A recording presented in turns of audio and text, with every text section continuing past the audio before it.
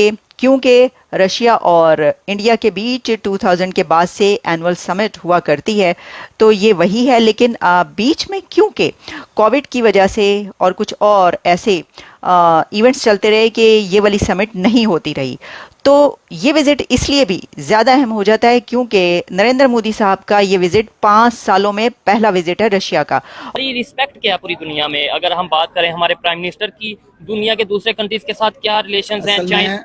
असल में इस वक्त देखा जाए तो रिस्पेक्ट तो जीरो है। अच्छा, उसकी वजह यह है कि जब आपके मुल्क में किसी के ऊपर चेक एंड बैलेंस ही नहीं होगा, ठीक है, जब ये चीजें नहीं है, ठीक है, तो जो भी लूट रहा है वो लूटता जाएगा, कोई पूछने वाला नहीं है। नहीं तो ऐसा तो दूसरे कंट्रीज में देखे ना आप, इंडिया के प्राइम मिनिस्टर रशिया गए हैं, उन्हें हाईएस्ट सिविल अवार्ड, वहाँ का जो रशिया का हाईएस्ट सिविल अवार्ड है वो दिया गया है। Narendra Damodar Das Modi, the Honorable Prime Minister of the Republic of India.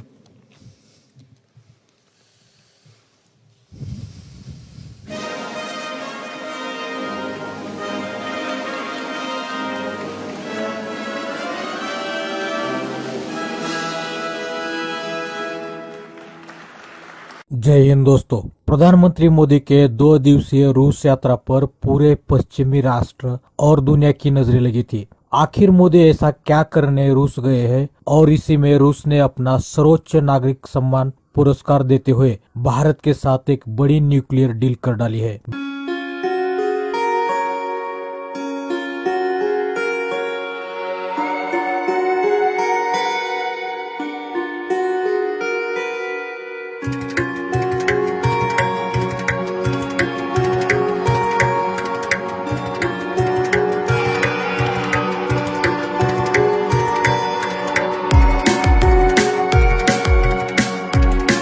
Protocol दिया गया प्रॉपर। उनके रशिया के जो प्रेसिडेंट पुतिन है वो बाकायदा तौर पे उनसे मीटिंग कर रहे हैं, अपने फार्म हाउस में मिल रहे हैं, और बहुत सी चीजों पे ऑयल के ऊपर बात हो रही है।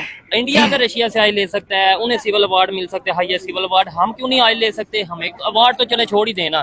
देखें, जब आप दूसरी कौमों से भीख मांगेंगे ना, ठीक है, और खुद अपने मुल्क को लूटेंगे, तो उसका नतीजा यही निकलेगा कि हमेशा बकारी रहेंगे। सीधी सी बात है। ठीक हो गया। दूसरी बात यह है कि जब आपके प्राइम मिनिस्टर के ऊपर या जितने इधर मिनिस्टर हैं जिनके पास इख्तियारात हैं, पावर है, जिनके पास पावर है, उनके ऊपर जो पावर है वो जो कि इस मुल्क को मेन सिक्योरिटी दे रहा है वो फौज के अदारा है। ठीक है। ये ग्लोबल सिक्योरिटी और रीजनल सिक्योरिटी, दोनों मुल्कों के बीच की ट्रेड और कुछ और की पॉइंट्स हैं। लेकिन अगर हम सिर्फ एक की पॉइंट जो इसका बताया गया है, एक एजेंडा, उसको ले लें तो वही बहुत है चाइना को परेशान करने के लिए। क्या चाइना, क्या चीन भारतीय वजीर आजम नरेंद्र मोदी के इस रशिया विजिट के हवाले से बहुत परेशान है और अपने लिए खतरा समझ रहा है? क्या प्रेसिडेंट शी जिनपिंग को ये लगता है? दोस्तों, आपको बता दें कि व्लादिमीर पुतिन द्वारा भारतीय प्रधानमंत्री नरेंद्र मोदी को अपने आवास पर एक मिनी इलेक्ट्रिक कार में व्यक्तिगत रूप से घुमाने की छवि से पता चलता है कि दोनों नेता कितने मिलनसार हो गए हैं। मोदी पुतिन संबंध और परमाणु से लेकर अंतर्राष्ट्रीय मीडिया में काफी चर्चा चल रही है। पेट्रोलियम समृद्ध रूस में घूमने के लिए इलेक्ट्रिक कार के चुनाव को लेकर रूस ने अलग ही संकेत दिए थे। मोदी की यात्रा के दौरान रूसी राज्य समाचार एजेंसी TASS ने बताया कि देश रूस के लिए भारत में 6 नए उच्च शक्ति वाले परमाणु रिएक्टरों के साथ साथ अगली पीढ़ी के छोटे परमाणु ऊर्जा संयंत्रों के निर्माण के लिए बातचीत कर रही है। परमाणु जलवायु और ऊर्जा कार्यक्रम के उपनिदेशक ऐलान के तहत रूस अन्य देशों में परमाणु संयंत्र निर्माण परियोजना की संख्या में दुनिया में सबसे आगे है, और रूसी सरकार नागरिक परमाणु सहयोग पर अंतर्राष्ट्रीय भागीदारों को शामिल करने में जुटी है। रिपोर्ट के अनुसार 2020 के बाद से यूरेनियम की कीमतें 3 गुना से अधिक हो गई है, क्योंकि कम कार्बन ऊर्जा स्रोत के रूप में परमाणु ऊर्जा के लिए समर्थन बढ़ रहा है। भारत का अपना यूरेनियम स्रोत यूरेनियम कॉर्प से है, जिसका खनन उत्तरी राज्य झारखंड में किया जाता है, लेकिन इस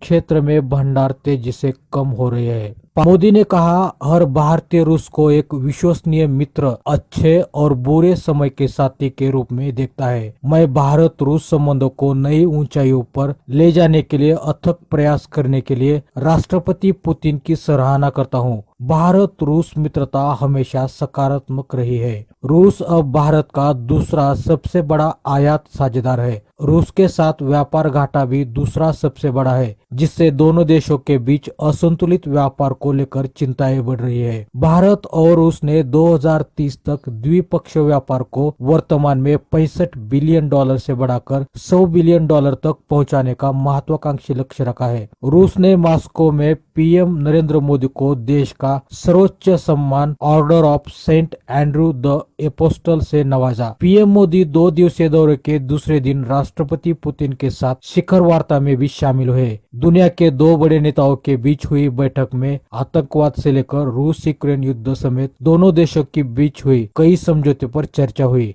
और इसी तरीके से इंडिया ये कहता है कि चाइना के हवाले से कि उसके जो अज़ाइम हैं वो दुरुस्त नहीं है। अच्छा, इंडिया का इस वक्त चाइना के ऊपर बहुत सख्त और टफ स्टैंड नज़र आ रहा है। अगर आप देखिए कि जितना टफ स्टैंड इस गवर्नमेंट का इस वक्त इंडियन गवर्नमेंट का चाइना के ऊपर नज़र आ रहा है, क्योंकि कई एक ऐसे इवेंट्स हुए जिसमें हमने देखा कि भारत की तरफ से बहुत ही दो टोक स्टैंड लिया गया चाइना के खिलाफ, चाइना के ऊपर। तो क्या ये जो रशिया विजिट है ये भी चाइना को के लिए परेशानी पैदा करेगा? तो देखें, एक तो आप ये बात समझ लीजिए कि चीन और रशिया की जो दोस्ती है वो मौसमी दोस्त हैं। ये वो कहते हैं ना कि सीजनल फ्रेंडशिप है।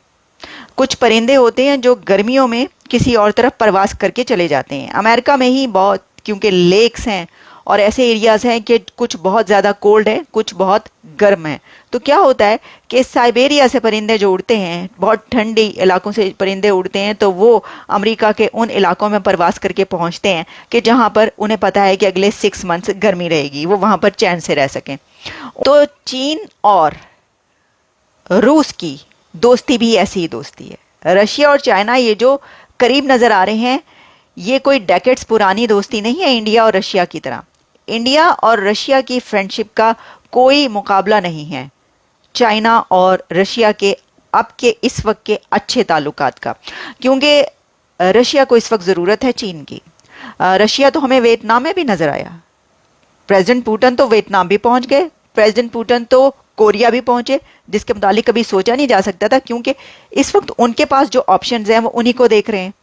और उनका ब्लॉक क्योंकि अमेरिका के खिलाफ है, और चाइना तो अमेरिका के खिलाफ है ही, और अमेरिका चाइना के खिलाफ है, और अमेरिका रशिया के भी खिलाफ है। तो आप समझ सकते हैं कि असल में इन रियलिटी रशिया और चाइना की जो इस वक्त की रिलेशंस हैं वो अमेरिका के खिलाफ है, इंडिया के खिलाफ नहीं है, क्योंकि रशिया इंडिया के खिलाफ नहीं हो सकता। यह बात आप समझ लें कि इंडिया और रशिया की जो डेकेड्स पुरानी दोस्ती है, मैं सिर्फ ये रिलेशंस नहीं कह रही, याद रखिए ये बहुत गहरी दोस्ती है। दोस्तों, अगर आपको ये वीडियो पसंद आ जाती है तो कृपया लाइक, कमेंट और शेयर कीजिए।